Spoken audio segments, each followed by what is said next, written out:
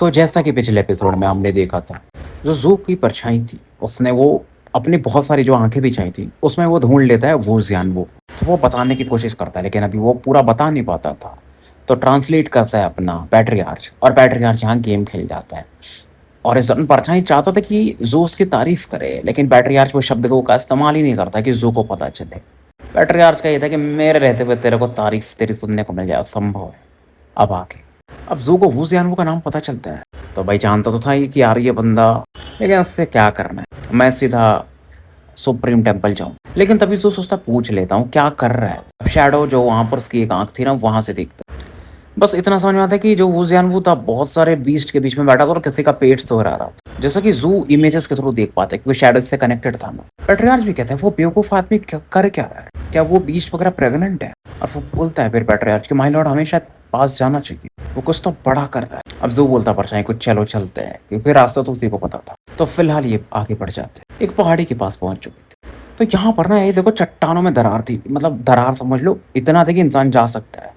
तो ज़ू भी समझ जाता है कि वो जियानवो ने ये जानबूझकर के किया है, और क्यों ऐसा लोकेशन सेलेक्ट किया है पता नहीं, बट ये अंदर जाते हैं जैसा परछाई इसको ले जाता है। और जब अंदर जाके झांकता है ना, ज़ू हैरान था। अंदर में 20 जानवर से दिखाई देते हैं, जैसे भेड़िया, चीते, बहुत सारे अलग अलग प्रजातियां थी, और सभी मानो प्रेग्नेंट थे।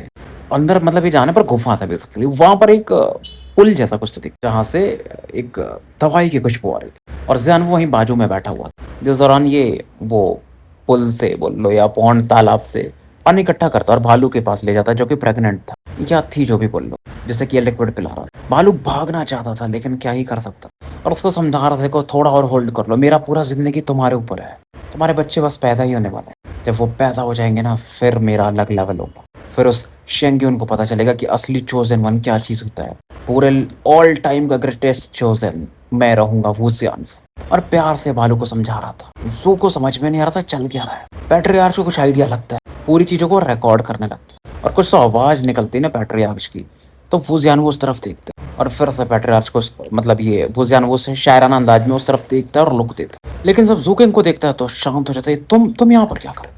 ये कैसे ढूंढ लिया इस बंदे ने मुझे? मैंने इतना सही रास्ता चुना था भाई, चट्टानों के बीच में जो दरार होती है उसके अंदर एक गुफा था, सोचो।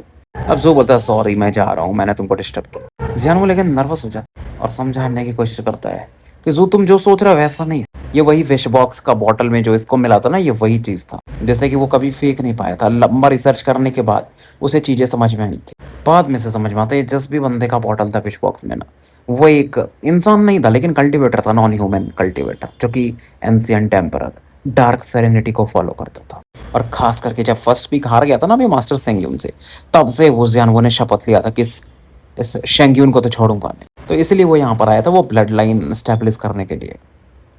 और सेक्ट में करता तो लोगों को अलग ही समझ में आता ना, ये बच्चे पैदा कर रहा है, क्या कर रहे हैं बंदा। अब इसकी फटती की जू जाएगा सेक्ट में, इसका नाम खराब करेगा कि ये लौंडा शेर चीते से बच्चे पैदा करवा रहे हैं, क्या कर रहे हैं। और फिर जू को बोलता है जू मैं पैसे दे दूंगा, बस इसके बारे में किसी को मत बता। जू बोलता है सबके अपने तरीके भाई जिंदगी जीने के, ठीक है तुम इतना टेंशन क्यों ले रहे हो। ज़ियानवो बोलता है अरे वैसा नहीं जैसा तुम सोच रहे हो, मैं तुम्हें 3 लाख स्पिरिचुअल स्टोन दूंगा। जू उस दरार से बाहर आ चुका था पहाड़ी पे, फिर भी ज़ियानवो मानता नहीं है, बाहर आता है, इसको एक स्पिरिचुअल नोट देता है कि ये ले लो, नहीं तो मैं सुकून से नहीं रह पाऊंगा, तुम जैसा सोच रहे हो वैसा नहीं है।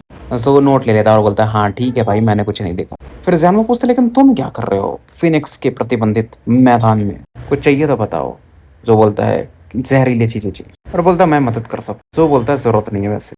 फिर वो बोलता है अरे रुको मेरी जान, ये पहाड़ी में एक ऐसा क्षेत्र है जहाँ पर तुम्हें जहरीले पौधे जानवर सब मिल जाएंगे जो तुम्हें चाहिए। वो अंदर जाता है, उसको थोड़ी पता था कि परछाई ने किसी जीव में अपना आंख शैडो वाला लगा के रखा है, तो जो भी वो कर रहा था वो पूरा देख रहा था, और जो उसके थ्रू देख रहा था, मतलब वो एक इमेज बना दे रहा था परछाई, ताकि जू भी समझ पाए कैसा इमेज दिख रहा है। दिखाया ऐसा चाहता है कि ज़ियानवो कह रहा था ना तालाब में कूद जाता है, तालाब के अंदर एक टनल था भाई, वहां से वो अंदर जाता, जो कि एक तालाब से कनेक्टेड होता था। ये पोखरा था, पोखरा तालाब से कनेक्टेड होता था, तालाब काफी बड़ा था, जिसके अंदर से कुछ तो निकालता ये लौंडा अपना बाउल जैसा। अब जब ये लेके आता ना वो बाउल और जू से पूछता है, अब जू जब देखता है ना उस बाउल के अंदर में, तो एक चीज था जो कि जमा हुआ था, लिक्विड के जैसा दिख रहा था, लेकिन लिक्विड नहीं था, ब्लू कलर का था, क्रिस्टलिन था, उसमें से एक सुगंध आ रहा, इमोर्टलाइज। जू यही बोलता है, इसके बारे में इसने पढ़ा था, ग्रैंड मास्टर पाई ने जो किताब दिया था ना कोडेक्स, उसके अंदर। ये जहरीला चीज नहीं है, लेकिन इसको ना आप उत्प्रेरक के रूप में यूज कर सकते हो। जब जहरीले पदार्थ बनाते हो, इसको मिला दोगे ना, तो उनकी जो ज़हरीले गुण हैं बहुत बढ़ जाते हैं। और जियान वो बताता है कि इस पहाड़ी के नीचे एक विचित्र तालाब है, वहाँ पर बहुत सारी चीज़ें हैं। मैं बहुत चीज़ें बाहर लाया लेकिन वो ना बाहर लाते ही गल जाते हैं 1-2 घंटे में। मतलब उन्हें उस अवस्था में नहीं रखा जा सकता जिस अवस्था में वो अंदर है तालाब के। और एक बार एक बीस्ट गया, उसको मैंने पदार्थ दिया तो जैसे उसने लिया वो मर गया, तो मुझे लगा ये ज़हर होगा। अब ज़ो बोलता है मुझे उस तालाब तक ले चलो। ज़ियान का वही था कि जो भी जो चाहे वो ये कर देगा, क्योंकि ये नहीं चाहता कि ज़ू इसकी चीज़ों के बारे में जाकर के बताए सेक्ट में। अब जो देखता वो तालाब को अलग ही ब्लूइश कलर का था, एकदम साफ पानी। डेंजरस तो नहीं लग रहा था ये एरिया, लेकिन ज़ू फिर भी चौकन्ना था। एकदम तालाब के नीचे देखता है पानी जमा हुआ और इंसानों के, खास करके औरतों के, पुरुषों के हड्डियाँ इसे दिखती हैं। यानी यहाँ पर पहले बहुत बड़ा हादसा हुआ हो। ज़ियान बोलता है बाई एक्सीडेंट मुझे ये जगह मिला था और नीचे जो हड्डियाँ ना उनमें करप्शन भी नहीं है, उसके बारे में ज़ियान बताता है। और ग्रैंड मास्टर बाई की बुक से भी इसे पता था इमॉर्टलाइज के बारे में। लेकिन ये शुद्ध इमॉर्टलाइज नहीं था, ये म्यूटेशन हो गया था इसका। 1 साल पहले शायद ये इमॉर्टलाइज रहा हो, लेकिन इन चीज़ों पर रिसर्च किया जा सकता है। तो वो कलेक्ट करना चाहते थे इन चीज़ों को। तभी लेक के ना एकदम तलवे पे एकदम नीचे में कुछ तो नोटिस करता है और सरप्राइज हो जाता है। लाइफ फ्लेम को अपने इग्नाइट कर।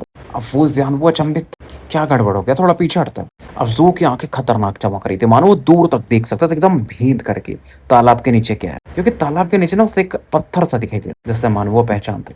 ज़ियान भी पूछा नीचे कुछ है क्या। मैं चला जाता लेकिन ये लेक खतरनाक है। मैं तो एक बार चाहता था हड्डियां निकाल लूं, बट वो भी नहीं निकाल पाया।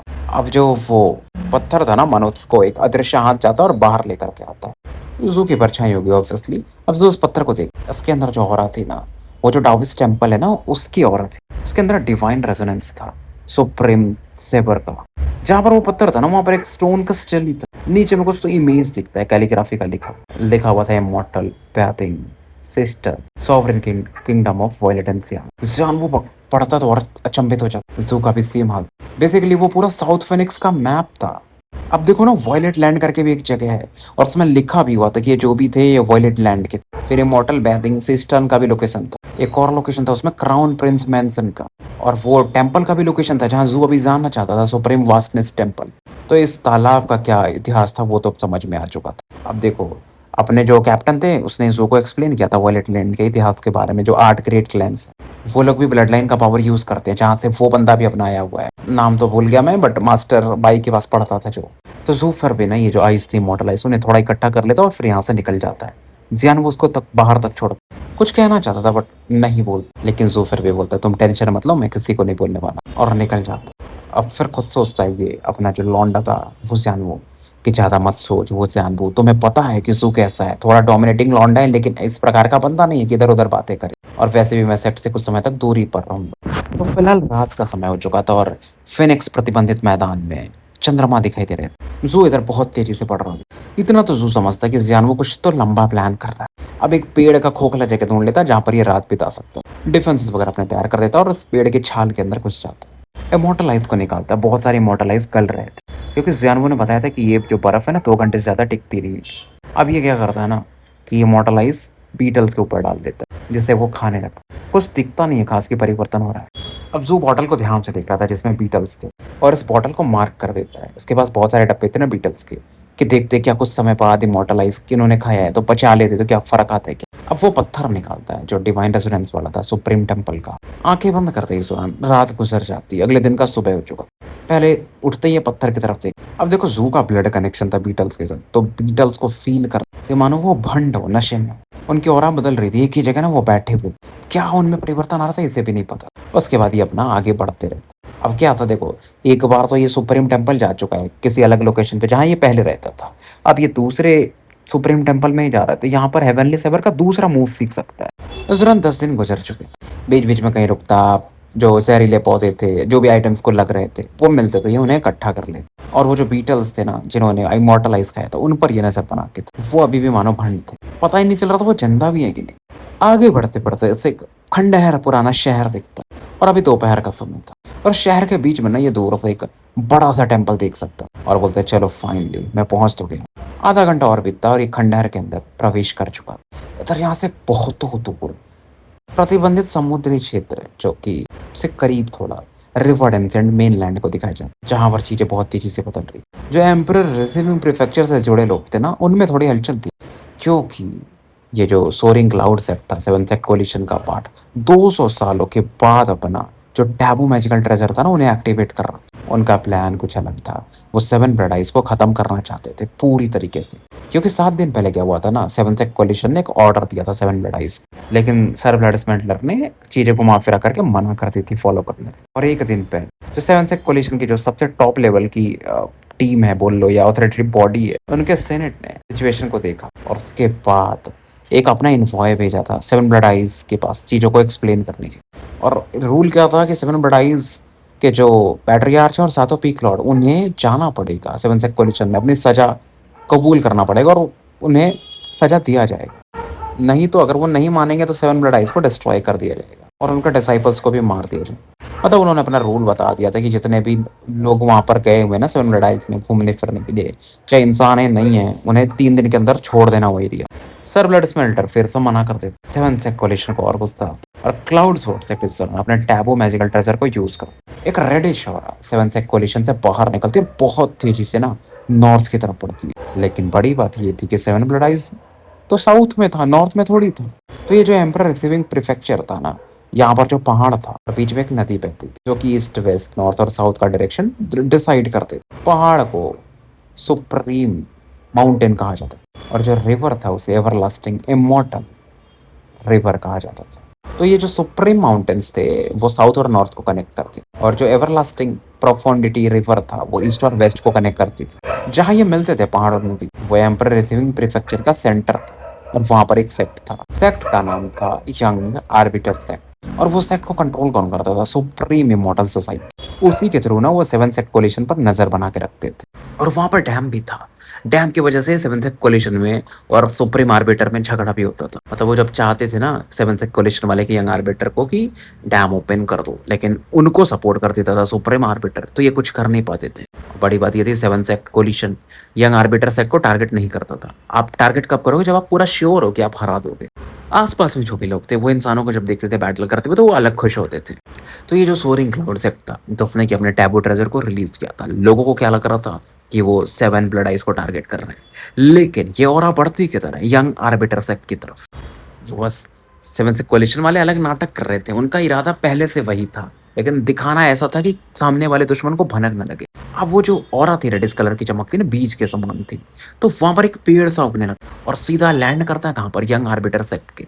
जैसे ही पेड़ के ऑरा फैलते हैं ना, बहुत सारे डिसाइपल्स यंग आर्बिटर के मारे जाते हैं और उनकी जो ऑरा थी यानी ब्लड पूरा ये पेड़ एब्सॉर्ब कर लेता है। जो लोग बचते भी वो सीरियसली इंजर्ड हो चुके और उस दौरान ना पेड़ के अंदर से अलग ही ऑरा निकल रहा था जो कि यहाँ का डैम जो था ना उस तरफ भी टारगेट करता है। अब इस दौरान वृक्ष का जो था ना ये पेड़ था, उसकी कलियां खिल रही थी। जब तीसरी कली खिलती उसमें से एक आवाज आता कि आर्बिटर सेक्ट ने हमारे डिसाइपल्स को मारा है, सबूत साफ है, आर्बिटर सेक्ट को खत्म किया जा रहा है। और इस दौरान ना 100 लोग यहाँ पर प्रकट होते हैं जिनकी आंखों में खतरनाक लेवल का किलिंग इंटेंट था। अब देखो 7 ब्लड आइज को ऐसा डराने के लिए इन्होंने 7 सेक्ट कोलिशन वालों ने अपने 3 सेक्ट के टैबू ट्रेजर एक्टिवेट किए दिखाने के लिए। लेकिन फिलहाल यहाँ पर पहले क्लाउड स्वॉर्ड सेक्ट अपने टैबू ट्रेजर को एक्टिवेट करता है, उसके बाद क्योंकि 7 सेक्ट कोलिशन तो बाकी भी 6 सेक्ट अपने टैबू ट्रेजर को एक्टिवेट कर देते। 7 सेक्ट कोलिशन के आसपास का जो पूरा एरिया था ना मानो वो ट्रांसफॉर्म हो जाता है और एक अलग ही ऑरा चारों तरफ फैल रही थी।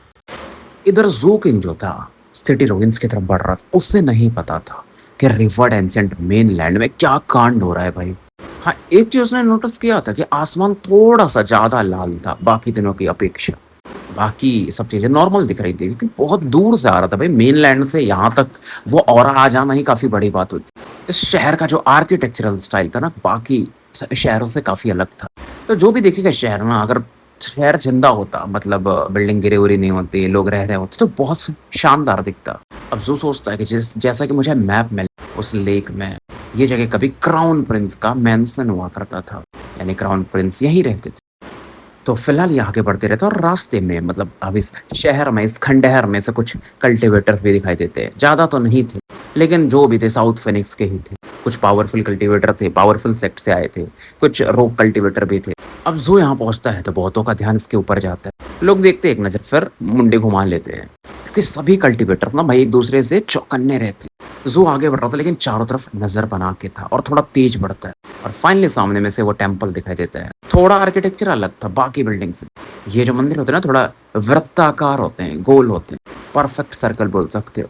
अब इस मंदिर के चित्र में ना कुछ 25-30 कल्टीवेटर मान लो या 40-50 जो भी वो बैठे हुए थे, ग्रुप्स अपना अपना बना करके ऐसे बैठे थे कि मंदिर के अंदर जो भी मूर्ति है ना, वो स्टैच्यू उसको देख पा रहे थे। ज़्यादातर जो थे, वो ग्रेट सर्कल ऑफ की कंडेंसेशन में थे, कुछ फाउंडेशन लेवल में थे, विदाउट लाइफ फ्लेम।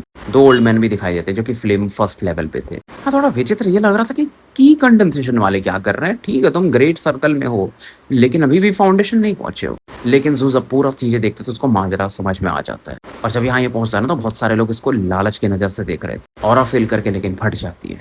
और यहाँ पर ये था, देखो आप ब्रूटल वर्ल्ड में हो, यहाँ पे अगर आप कमज़ोर रहे, forbidden by the Phoenix area में हो, वैसे भी मारे जाओगे। स्ट्रॉन्ग लोग वीक को निपटा ही देते हैं। लेकिन ज़ू मानो सबको नोटिस कर चुका था। मंदिर के करीब पहुँच चुका था धीरे-धीरे। अंदर में दिखते ही स्टैच्यूज़, जो कि जानता था, कुछ सेम दिख रहे थे, कुछ थोड़े विचित्र थे। और इनके सामने एक बंदा बैठा हुआ था, वो था मास्टर शेंगे। ऑब्वियसली भाई थोड़ा अलग दिखता था, स्मार्ट था ये, गोल्डन रोब कपड़े पहनता था, एक अलग गोल्ड ऑरा थी उसकी। अब ज़ू और चौकन्ना हो जाता है। सेट के समय ना, जब ये सेंग्यून आया था, तो ज़ू ने उतना ध्यान नहीं दिया था। लेकिन यहाँ देखता है इसको एनलाइटनमेंट गेन करते हुए, तो थोड़ा-सा सीरियस होता है। और ज़ू का वही था कि कोई अगर बीच में नहीं पड़ता तो मैं क्यों परेशान करूँ, क्यों कॉन्फ्लिक्ट करना है किसी के साथ। देखो वृक्ष जो है ना, वो शांति रहना चाहता है, लेकिन हवा उसको हिला ही देते हैं।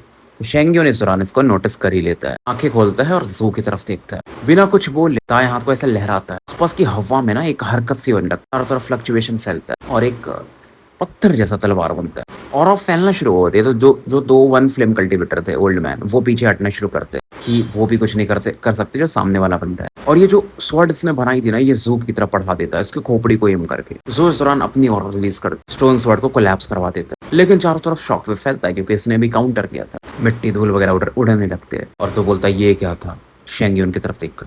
शेंग्यून का ये था कि वो जो चाहेगा वो करेगा, वो किसी को भी मार सकता है, क्योंकि इसके हिसाब से साउथ फिनिक्स के लोग बहुत लो लेवल के लोग होते हैं। देखो पहले ज़ू के बारे में उतना ये सोचता भी नहीं था, जानता भी नहीं था, लेकिन ज़ू ने सीमा लिंग को हराया था, तब से इसने इंटरेस्ट लिया था शेंग्यून ने ज़ू की तरफ। और उसको पता भी नहीं था कि ज़ू कैसा दिखता है। उसका बस ये था कि ज़ू स्ट्रॉन्ग बन जाए, ताकि उसके गोल्डन क्रो को ये डिवोर कर पाए। बाद में इसे सोरिंग क्लाउड जो स्वॉर्ड सेक्ट वाले लोग थे, उन्होंने वार्न किया था, और इसको एक फोटो मिल गया था ज़ू का। और ज़ू के बोलने के बाद भी वो कुछ बोलता नहीं, और अपने मेडिटेशन में फिर से लग जाता है। फिर से लोग अपना बैठ जाते हैं आग के आसपास, मंदिर से थोड़ा दूर में, और अपने एनलाइटनमेंट में लग जाते हैं। लोगों को समझ में आता है, अच्छा तो ये ज़ू किंग है, 7 ब्लड आइज का चोजन वन। लेकिन क्या हो फर्क पड़ता है, रिवॉर्ड एंशिएंट मेनलैंड के सामने तो ये भी तो चाहिए।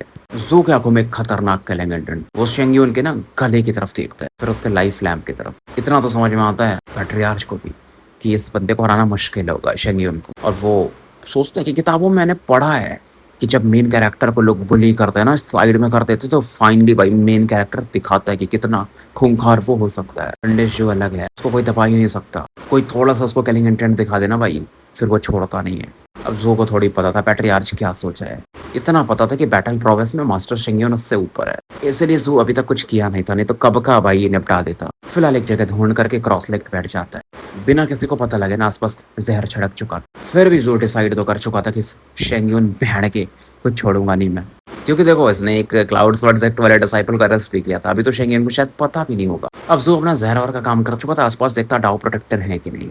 इधर पैट्रियार्च को समझ में आ रहा था कि ज़ू क्या कर रहा है, अपने पत्ते बिछा रहा है। यही तो करते हैं मेन हीरो। ये होगा असली बैटल 2 मेन कैरेक्टर्स के बीच में, जो कि 2 अलग-अलग नॉवेल्स के हीरो हैं।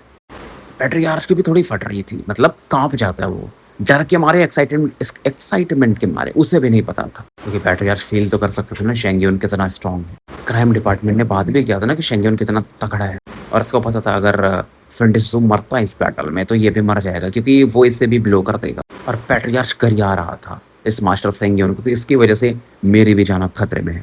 परछाई के बिना जो याददाश्त थी, जो इंटेलिजेंस था, दिमाग, वो वापस आ चुका था, तो वो भी समझ सकता था कि क्या चल रहा है, तो वो भी थोड़ा नर्वस था। धीरे-धीरे यहाँ पर शाम का समय हो जाता है। ज़ू ने पूरे ज़हर बिछा दिए थे, ज़हर इन द सेंस अभी तक वो ज़हर काम नहीं करेगी, बस एक चीज़ से डालना है, एक एक्टिव एलिमेंट, फिर ये पूरी तरह से ज़हर बन जाएगा।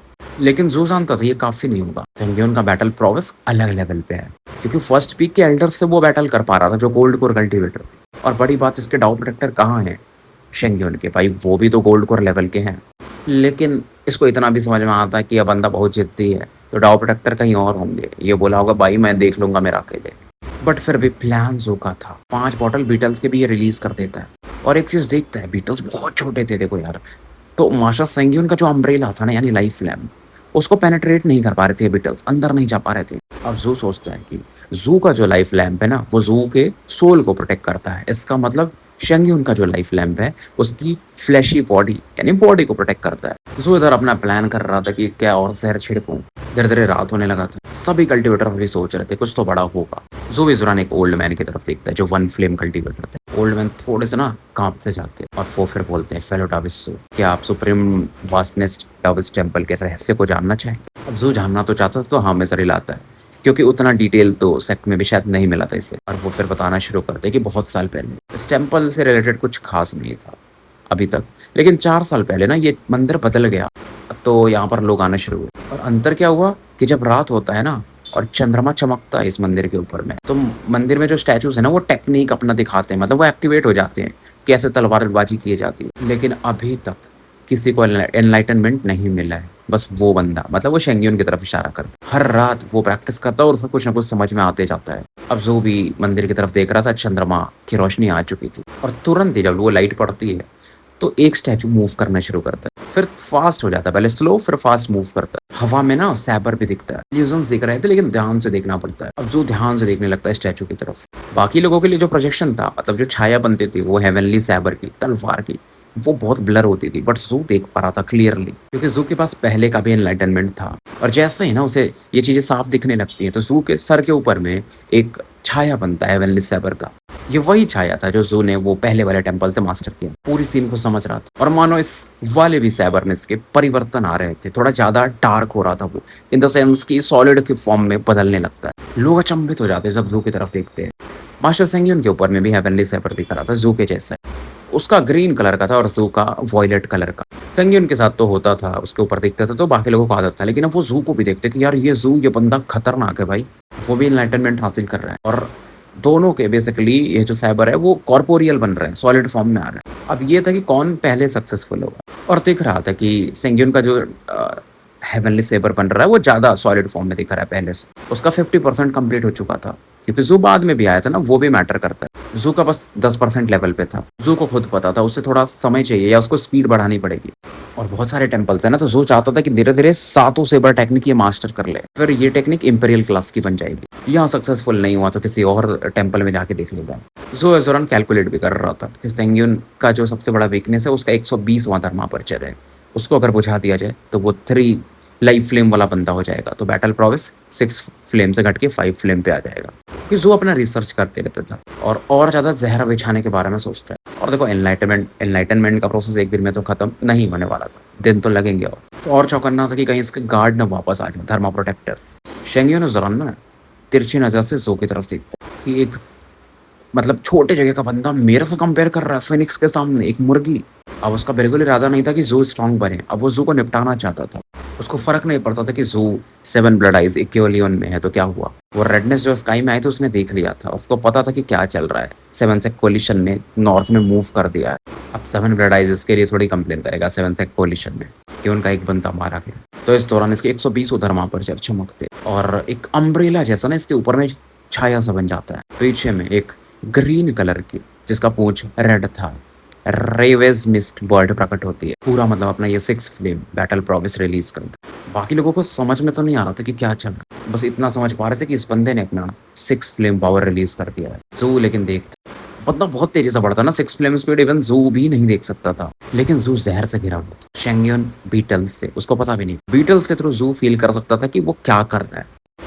अब ज़ू जानता था भाई 6 फ्लेम वाले बंदे से भिड़ना आसान तो नहीं है, लेकिन करना क्या है उसे ये भी पता था। इसे इतना मालूम था कि फाउंडेशन लेवल के हर एक स्टेज में, जैसे आप इनिशियल स्टेज में हो फिर मिड में जाते हो, बहुत डिफरेंस होता है भाई। देखता ये है कि बस एक सब स्टेज का डिफरेंस है, बट है अच्छा खासा डिफरेंस है। जैसे 6 फ्लेम बैटल प्रोविस वाला बंदा 5 फ्लेम पावर वाले बंदे को आराम से क्रश कर सकता है। तो शेंग्यून बहुत तेजी से मूव कर रहा था, उसे ज़ू क्लियरली देख भी नहीं पा रहा था। थोड़ा बहुत देख क्यों पा रहा था, क्योंकि ज़ू के पास देखो 3 लाइफ फ्लेम का पावर था, प्लस एक लाइफ फ्लैम, प्लस एक गोल्डन ग्रो, तो 3 1 4 1 5 हो गया। और बीटल्स की वजह से इस दौरान एक खतरनाक फोर्सेस को हिट कर, जैसे ये ब्लॉक नहीं कर सकता। ज़ू काफी ना कटी पतंग के समान जाकर के पीछे गिरता है, मुंह से ब्लड आता है। हाँ, लेकिन इसको कोई इंजरी नहीं होती। अब जैसे शेंग्यून ने अटैक लॉन्च किया था ना, ज़ू की आंखें चमकती। डिफेंसिव बैरियर से इसने अटैक ब्लॉक किया। शेंग्यून बोलता है, एक नासेंट सोल का डिफेंसिव आइटम कब तक ब्लॉक करोगे, जितना मैं देख पा रहा हूँ। वैसे ही इसकी ऑरा बहुत कम हो चुकी है। ज़ू जहाँ गिरता है ना, वो पीछे गड्ढा हो चुका था। अब ज़ू ने फील कर लिया था कितना स्ट्रॉन्ग है ये बंदा। गोल्डन कोर जो सी स्टार का चीफ्टेन था जिससे इसकी बैटल हुई थी ना उसके बराबर। तब तक जब बाइली ने अपनी ऑरा रिवील नहीं की थी उस बंदे के अंदर से। स्पीड भी सेम, एक्सप्लोसिव पावर भी सेम, तभी तो फर्स्ट पिक के हाइनेस वगैरह इतनी इजीली हार गए थे। अब ये कैलकुलेट कर रहा था, अच्छा 6 फ्लेम पावर मतलब गोल्ड कोर का initial level, right, basic level, single heavenly palace के बराबर। पूरा मानो चीज़ें ना ये दिमाग में कैलकुलेट कर रहा था। सीमा रू से जब बैटल किया था वो हेवनली पैलेस के बारे में बोल रही थी, क्योंकि ज़ू को देखो अभी तक गोल्ड कोर के बारे में पता नहीं था। लेकिन जब ज़ू सोच रहा था ना तो शेंगेन बोलता अच्छा तुम अभी भी दिमाग लगा रहे हो, देखते हो तुम्हारे डिफेंसेस कब तक काम करते हैं। अब ज़ू तैयार हो जाता है बैटल करने के लिए। शेंगेन बहुत तेजी से आता है क्योंकि इस बार फिर से ज़ू को बस एक ब्लरी इमेज जैसा कुछ तो दिखता है और एक पाम अटैक लॉन्च करता है। ज़ू इस दौरान अपने 92 वो धर्मापर्चर के ऑरा को रिलीज करता है। डबल इनकांटेशन टेक्निक यूज करता है। इसके धर्मापर्चर्स में से एक सोल जैसा कुछ तो बाहर आता है एक में से, और जो कि एक वेपन में बदल जाता है। लेकिन जो शेंग्यून था बहुत फास्ट था। जब तक वो लॉन्च कर पाता ना अटैक, शेंग्यून का अटैक इसको हिट करता है। मास्टर 6 ने जो जेड पेंडेंट दिया था ना वो वाइब्रेट करता है और ज़ू फिर से पीछे जाके गिरता है। लेकिन ज़ू ने सोल तो रिलीज कर दिया था तो वो शेंग्यून की तरफ पड़ता है। शेंग्यून बोलता है ये भी बहुत वीक है और इजीली वो जो सोल था उसको निपटा देता है। लेकिन जैसे इसका हाथ उस सोल को टच करता है वो सोल उसके बॉडी में जाने लगता है। वो ग्रू वाला सोल था जिसको ज़ू कब से तड़पा रहा था, अगर आपको याद हो, जिसने ग्रैंड मास्टर बाई को मारा था। अब क्योंकि वो बॉडी में प्रवेश कर जाता है और देखो शेंग्यून की जो लाइफ लैम्प है ये इसके बॉडी को प्रोटेक्ट करती है, इसके सोल को नहीं। तो जो ये ग्रूस था वो उसके अंदर घुस चुका था। शेंग्यून कहता है वाह मानना पड़ेगा तुम, उसे फर्क नहीं पड़ रहा था मान। इस दौरान उसकी जो वो बर्ड थी, बर्ड की जो ऑरा बनी थी पीछे में, रैवेज मिस्ट बर्ड की, वो अपने पंखों को फड़फड़ाती है। और वो बर्ड क्योंकि वो भी तो इल्यूजनरी बर्ड है ना, सॉलिड फॉर्म में थोड़ी है, तो वो चोंच मारती है शेंग्यून के बॉडी में।